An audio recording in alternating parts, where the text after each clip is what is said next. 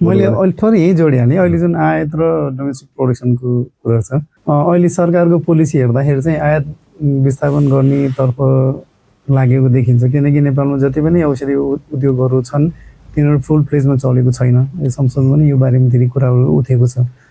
यसरी नै गयो भने त आयातकर्ताहरू पनि थुप्रै तपाईँको सङ्घको सदस्यहरू हुनुहुन्छ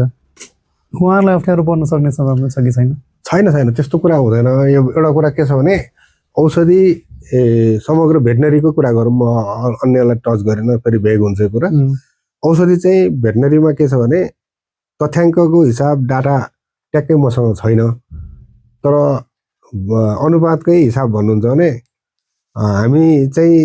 1/3 मात्रै हामी डोमेस्टिकले औषधि उत्पादन गरेर दिएका छौँ त्यो पनि अनौपचारिक डाटा हो यो मलाई ठ्याक्कै यो 1/3 हो त भनेर तपाईँले क्रस क्वेसन नगर्नु होला भनौँ न एकदमै न्यून